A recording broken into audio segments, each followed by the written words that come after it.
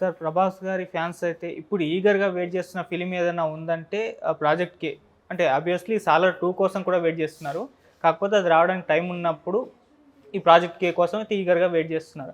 అయితే ఈ సినిమాకి సంబంధించి ఒక ఇంట్రెస్టింగ్ న్యూస్ సోషల్ మీడియాలో వైరల్ అవుతుంది సార్. అదేంటంటే ఈ ఇయర్ మే 9న ఈ సినిమా రిలీజ్ అవ్వబోతుంది అని చెప్పేసి అంటున్నారు. మరి ఎందుకు మే 9నే రిలీజ్ అని అంటున్నారు? ఈ వార్త ఎందుకు వైరల్ అవుతుంది? గతంలో జనవరిని అనౌన్స్ చేసినా ఇప్పుడైతే రిలీజ్ అయ్యే అవకాశం అయితే కనిపిస్తలేదు. మరి ఏ రోజున రిలీజ్ అవ్వచ్చు అని అంటారు సార్? అంటే మే 9 అనే మాట వాళ్ళు ఆల్రెడీ చెప్పేశారు. సెంటిమెంట్ ఉంది వాళ్ళకి ఆ డేట్తో. ఓ సెంటిమెంటల్ అటాచ్మెంట్ ఆ బ్యానర్కి ఉంది. వైజయంతి మూవీస్ అనే బ్యానర్కి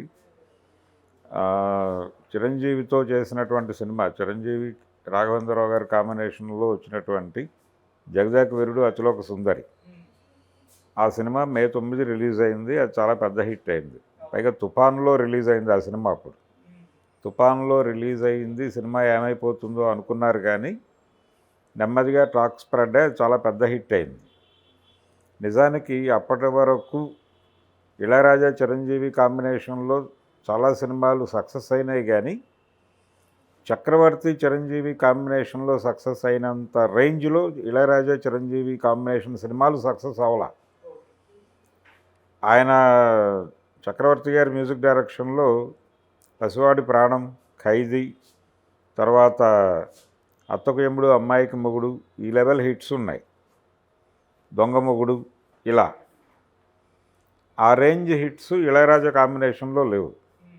ఆ లోటుని తీర్చిన మొదటి సినిమా 'జగదేక వీరుడు అతిలోక సుందరి'. రాఘవేంద్రరావు గారు తన పాత్రను కొంచెం చేంజ్ చేశాడు. అప్పటి వరకు ఆయన టీం ఎవరు, ఆయన సత్యానంద్ గారితోనూ తర్వాత పరుచూరి బ్రదర్స్తోనూ స్క్రిప్ట్ చేయించేసుకుని సినిమాలు చేసేవాడు. ఆ టీం సక్సెస్ అనేది అంటే ఎప్పుడైనా సరే ఆడియన్స్ ఒక మార్పు కోరుకుంటారు. ఆ మార్పు కోదండరామిరెడ్డి సక్సెస్లో ఉన్నాడు ఆ టైంలో. కోదండరామిరెడ్డి అండ్ టీం సక్సెస్లో ఉంది. అప్పుడు రాఘవేంద్రరావు గారు కూడా యుద్ధభూమి అని ఒక డిజాస్ట్రస్ సినిమా చేశాడు ఆయన చిరంజీవితో. చేసిన తర్వాత తన టీం మార్చుకోవాలి అనేది అర్థమైంది ఆయనకి. అర్థమయ్యి నేరుగా కోదండరామిరెడ్డిని కలిసి టీం మార్చుకోవాలి, ఎవరు ఈ యండమూరి వీరేంద్రనాథ్ ఎవరు, ఈ ఇళయరాజా ఎవరు, వాళ్ళతో ఎలా యాక్సెస్ అవ్వాలి, దీనికి సంబంధించినటువంటి కొంత జ్ఞానం పొంది ఆ తర్వాత వీళ్ళతో కనెక్ట్ అయ్యి ఆఖరి పోరాటం అనేటువంటి మొదటి ప్రయత్నం చేశాడు. అది విజయవంతమైంది. దాని తర్వాత వెంచరే ఈ సినిమా 'జగదేక వీరుడు అతిలోక సుందరి'. అదే బ్యానర్లో చేశాడు. ఆఖరి పోరాటం కూడా వైజయంతిలో వచ్చింది. నిజానికి శ్రీదేవి చిరంజీవి కాంబినేషన్లో 'వజ్రాల దొంగ' అని ఒక సినిమా ప్రారంభమైంది. వాళ్ళిద్దరూ కలిసి అంతకుముందు 2 సినిమాలు చేశారు. ఇదేం మొదటి సినిమా కాదు 'జగదేక వీరుడు అతిలోక సుందరి'. రాణి కాసుల రంగమ్మ అని ఒక సినిమా టీఎల్వి ప్రసాద్ గారి డైరెక్షన్లో ఆయన సొంత బ్యానర్లో చిరంజీవి శ్రీదేవి కలిసి చేశారు. ఆ తర్వాత కూడా అంటే రాఘవేంద్రరావు గారి కాంబినేషన్లో 'మోసగాడు' అనే సినిమా కూడా చేశారు. మోసగాడు శోభన్ బాబు, శ్రీదేవి హీరోయిన్స్, చిరంజీవి వెల్న. ఆ సినిమా కూడా చేశారు. క్రాంత్ కుమార్ గారి బ్యానర్లో వచ్చింది ఆ సినిమా. అయితే వీళ్ళిద్దరూ స్ట్రైట్గా హీరోయిన్స్గా చేయటం అనేది జరగల. కారణం ఏంటంటే సబ్జెక్ట్ పరమైనటువంటి గొడవ. ఇద్దరి ఇమేజ్లకి తగ్గ కథ ఎంపిక చేయటం అనేది కసరత్తుగా మారి 'వజ్రాల దొంగ' అనే టైటిల్తో ఒక సినిమా కోదండరామిరెడ్డి గారి డైరెక్షన్లో శ్రీదేవి గారి సొంత బ్యానర్లో ఎంజి రామచంద్రన్ గారు క్లాప్ కొట్టి ప్రారంభించారు దాన్ని. బప్పీలహరి గారు సంగీత దర్శకుడు ఆ సినిమాకి. ఆయన ఒక పాట చేశాడు. ఆ పాట షూట్ అయింది. తర్వాత స్క్రిప్ట్కి సంబంధించి కొన్ని కరెక్షన్స్ చిరంజీవి గారు చెప్పటం, ఈయన చెప్పిన కరెక్షన్స్ ఆవిడికి నచ్చలేదు, ఆవిడ చెప్పిన కరెక్షన్స్ ఈయనకి నచ్చక ఫైనల్గా ఆ ప్రాజెక్ట్ ఆగిపోయింది. అది ఆగిపోయిన తర్వాత చేసినటువంటి ఎఫర్ట్ ఇది 'జగదేక వీరుడు అతిలోక సుందరి'. వీళ్ళ కాంబినేషన్ అవుతుందా కాదా అనే చర్చలు జరిగేవి ఆ రోజుల్లో. అంటే mister India cinema remake idea కూడా వచ్చింది ఆ టైంలో. చిరంజీవి శ్రీదేవి అందులో అనిల్ కపూర్ చేశాడు. అనిల్ కపూర్ క్యారెక్టర్ తెలుగులో చిరంజీవితో చేస్తే అలా ఉంటుంది, ఇలాంటి ఐడియాలు కూడా వచ్చినాయి. కానీ ఇమేజ్ పరమైనటువంటి గొడవ ఉంది. ఆవిడేమో అప్పటికి భారతదేశ వ్యాప్తంగా తెలిసిపోయినటువంటి తార. చిరంజీవి గారు తెలుగు పరిశ్రమ వరకు పరిమితమై ఉన్నాడు. అప్పటికి ఇంకా ఆయన హిందీ మార్కెట్లోకి ఎంటర్ అవ్వాల. అయినప్పటికీ తెలుగు మార్కెట్ స్టామినాని పెంచాడు. బిగ్గర్ దాన్ బచ్చన్ అనేటువంటి కొన్ని కథనాలు పత్రికల్లో రావడం ఇవన్నీ జరిగినాయి.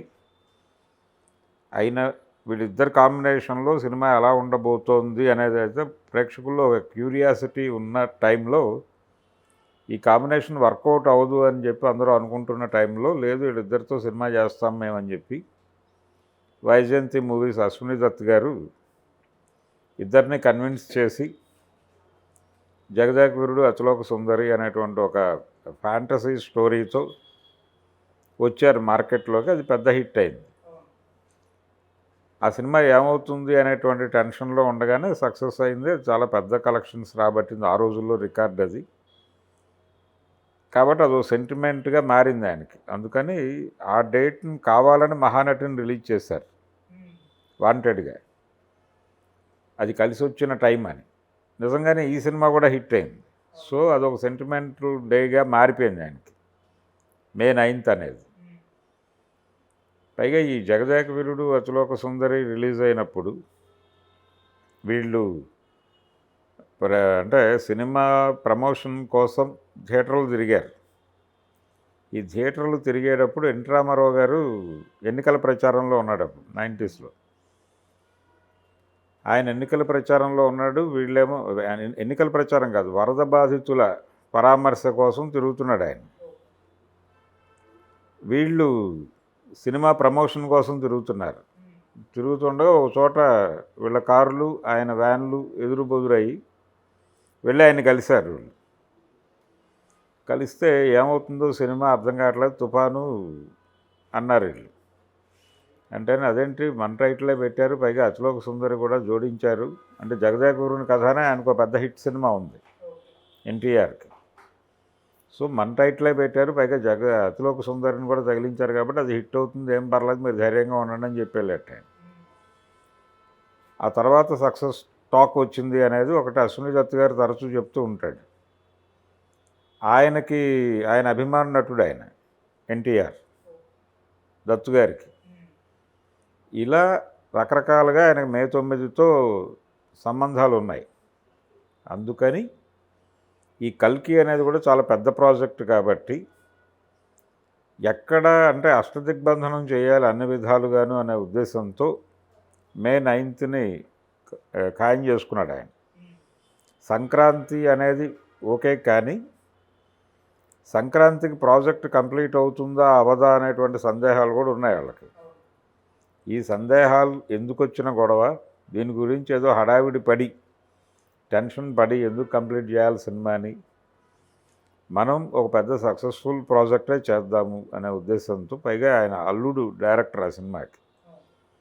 అందుకని కొంచెం ప్లాన్ చేసుకుని టైం తీసుకుని మే 9th మనకి కలిసి వచ్చిన రోజు వేసుకుంటే ఇంకా ఏ అనుమానం లేకుండా సినిమా ఆడేస్తుంది అనే కాన్ఫిడెన్స్ ఉంది వాళ్ళకి. అంటే రెండోది కల్కీలో వాళ్ళు పెట్టినటువంటి కాస్టింగ్ కూడా కమల్ హాసన్, ప్రభాసు, అమితాబ్ బచ్చన్ ఈ లెవెల్లో కాస్టింగ్ పెట్టారు. తర్వాత ఇలాంటి ఫ్యాంటసీ సినిమాలు తీయటంలో సిద్ధహస్తుడైనటువంటి ప్రూవ్డ్ డైరెక్టర్ సింగీతం శ్రీనివాసరావు గారు, ఆయన్ని సూపర్వైజర్గా పెట్టుకుని ఈ ప్రాజెక్టు డిజైన్ చేశారు. ఆయన కూడా షూటింగ్కి వచ్చి కూర్చునేవాడు. సో ఈ ప్రాజెక్ట్లో ఏదో ఒకటి ఉంది. మహానటి తర్వాత ఇంకొక సినిమా చేయలేదు అతను డైరెక్టర్. టోటల్గా దీని మీదే ఫోకస్డ్గా ఉన్నాడు. అందుకని ఏ విధంగా చూసినా కానీ ఈ సినిమాకి కొంత సక్సెస్ అయ్యేటువంటి అవకాశం కనిపిస్తోంది. అందుకని దీని మీద కేంద్రీకరణ ఉంది. రెండోది ప్రభాస్ వ్యవహారానికి వస్తే, ప్రభాస్ ఆదిపురుష్ టైంలో ఒక మాట చెప్పాడు తిరుపతిలో.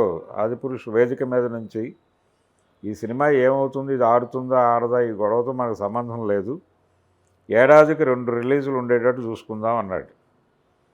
అని 23లో 3 రిలీజులు చేశాడు ఆయన. రాధేశ్యాము, ఆదిపురుషు, సలార్ 3 సినిమాలు రిలీజ్ అయినాయి. మూడిట్లో ఒకటి సక్సెస్సు, 2 సినిమాలు ఫెయిల్ అయినాయి. నిజానికి సలార్ సినిమా కూడా వాళ్ళు అనుకున్న రేంజ్ హిట్ కాదు కానీ పర్వాలేదు, సక్సెస్ అయింది. 500 కోట్ల మార్క్ దాటింది కాబట్టి అది సక్సెస్ కిందే వాళ్ళు ట్రీట్ చేస్తున్నారు. ఇప్పుడు ఆయన సలార్ తర్వాత సలార్ పార్ట్ 2కి వెళ్ళటానికి దీని మీద వచ్చినటువంటి టాక్, ఈ సినిమాలో ఉన్నటువంటి ఫెయిల్యూర్స్, లోటుపాట్లు, దీని మీద బయట వచ్చినటువంటి విమర్శలు, వీటన్నిటినీ కన్సిడరేషన్లోకి తీసుకొని స్క్రిప్ట్లో చాలా మార్పులు చేసే అవకాశం ఉంది. పుష్పక్ కూడా జరిగింది అది. పుష్పక్ కూడా ఫస్ట్ పార్ట్ డివైడ్ టాక్ వచ్చింది తెలుగులో, హిందీ బెల్ట్లో నడిచేసింది సినిమా. అందుకని ఆ డివైడ్ టాక్ ఎందుకు వచ్చింది అనేది వెరిఫై చేసుకుని దాని ప్రకారం స్క్రిప్ట్ మార్చుకుంటూ వెళ్ళేసరికి టైం తీసుకుంది అది. అలాగే సలార్ 2 కూడా టైం తీసుకుంటాడు ఆయన, ప్రశాంత్ నీల్. ఇమ్మీడియట్గా అది పట్టాలెక్కే కథ కాదు. రాజా డీలక్స్ అని ఇంకొక సినిమా కమిట్ అయి ఉన్నాడు ఆయన మారుతితో. ఈ సినిమా ఇప్పుడు చేస్తున్నాడు. అంటే ఆల్రెడీ కల్కి కొంత పార్ట్ అయిపోయింది, ఇది ఇంకా ఉంది. ఈయనకు సంబంధించిన షూట్ ఇంకా కలదు. అది కంప్లీట్ చేసి మేకి రిలీజ్ చేయాలండి. సమ్మర్లో అది రిలీజ్ అయ్యే వరకు ఇతను మాట్లాడ్డా. అంటే ఆల్రెడీ డిసెంబర్లో ఉంది కాబట్టి, అంటే ఏడాదికి 2 రిలీజులు అనేది ప్రామిస్ చేశాం కాబట్టి మే 9న కల్కి వదిలేసి ఆ తర్వాత ఒక 3 months 4 months గ్యాప్ ఇచ్చి రాజా డీలక్స్ని లైన్లోకి దింపుతారు. అది లోకల్ మార్కెట్ని టార్గెట్ చేస్తున్న సినిమా. అంటే ప్రభాస్ విచిత్రమైనటువంటి గెటప్పుల్లో కనిపించడం అనేది బాహుబలి నుంచి మొదలైపోయింది. గెటప్పులతో ప్రభాస్, గెటప్ లేకుండా ప్రభాస్ లేడు. కట్అవుట్ అనేటువంటి ఒక నిక్నేమ్ కూడా పెట్టేశాడు రాజమౌళి ఆయనకి. ఇప్పుడు దాని నుంచి బయటపడే ప్రయత్నంలో ఉన్నాడు. బయటపడి లోకల్ మార్కెట్ని స్థిరీకరించుకోవాలి అనేది వ్యూహం. దానికోసం చేస్తున్న సినిమా. మారుతికి ప్రభాస్ డేట్లు ఇవ్వటం ఏంటి అని చాలామంది రకరకాలుగా వ్యాఖ్యానాలు చేశారు. అది వ్యూహంలో భాగంగానే డేట్స్ ఇచ్చాడు ఆయన. లోకల్ మార్కెట్ని స్థిరీకరించుకోవడంతో పాటు కుదిరితే అది పాన్ ఇండియా లెవెల్లో ప్రమోట్ చేస్తారు. అయితే ఆయన ఉద్దేశం ఏంటంటే ఎంటర్టైనింగ్ ప్రభాస్ని చూపించాలి ప్రపంచానికి. కొంచెం ఎంటర్టైనింగ్గా ఉండే హీరో క్యారెక్టర్ గతంలో చేశాడు ఆయన. మిస్టర్ పర్ఫెక్ట్ కావచ్చు, డార్లింగ్ కావచ్చు, ఇలాంటి సినిమాల్లో. అలాంటి ప్రభాస్ ఇంకా ఉన్నాడు. ప్రభాస్ అనేవాడు గెటప్పులకి మాత్రమే పరిమితమై లేడు. నటుడు, ఎంటర్టైనింగ్ ప్రభాస్ కూడా ఉన్నాడు. దాన్ని ప్రపంచానికి అర్థం చేయించడం కోసం మాత్రమే రాజా డీలక్స్ చేస్తున్నాడు ఆయన. సో రాజా డీలక్స్ సినిమా ఇయర్ ఎండింగ్లో ఉంటుంది. అంటే సలార్ లాగా డిసెంబర్ పెట్టరు కానీ ఇంకా ముందే వస్తుంది అది. అలా 2 రిలీజులు అనే ప్రామిస్ని నిలబెట్టుకుంటాడు ఆయన. దీంతో పాటు ప్రతి సంవత్సరం కూడా 1 2 పాన్ ఇండియా ప్రాజెక్టులు సైన్ చేయాలా, ఒకటి ఎట్టి పరిస్థితుల్లోనూ లోకల్ మార్కెట్ సినిమా చేయాలి. ఇది ఒక ప్రోగ్రామ్గా పెట్టుకుని రంగంలోకి దిగాడు ప్రభాస్. అది ఇప్పుడు ఆచరణలో చూస్తున్నాం మనం. సో ఈ వేవ్ కొనసాగుతుంది. అందుకని కల్కి సినిమా మే 9న పెట్టుకోవటానికి, అంటే ఇమ్మీడియట్గా గ్యాప్ ఎలాగూ సలార్ వేవ్ నడుస్తోంది. ఈ సలార్ వేవ్ మీదుగా అది రిలీజ్ చేసేస్తే అది వరల్డ్ మార్కెట్ని టార్గెట్ చేస్తున్న సినిమా కాబట్టి ప్రభాస్ రేంజ్ని పెంచే సినిమా కూడా అవుతుంది. అది పెరిగిన తర్వాత ఆ ఇమేజ్ మీద రాజా డీలక్స్ వచ్చేస్తే లోకల్ మార్కెట్ని టార్గెట్ చేసిన సినిమా అయినప్పటికీ ప్రపంచ స్థాయిలో వ్యాపారం చేయొచ్చు. అంటే లోకల్ కథతో సినిమా తీసి దాన్ని ప్రపంచ మార్కెట్ లెవెల్లో ప్రమోట్ చేయటం అనే ఒక కార్యక్రమం వర్కౌట్ అవుతుంది అనే బిలీఫ్తో ఇప్పుడు ఆ సినిమా చేస్తున్నాడు. చూద్దాం ఏం చేస్తుందో, కల్కి ఏ లెవెల్కి తీసుకెళ్తుందో ప్రభాస్ని చూద్దాం. Okay sir, thank you so much. Thank you.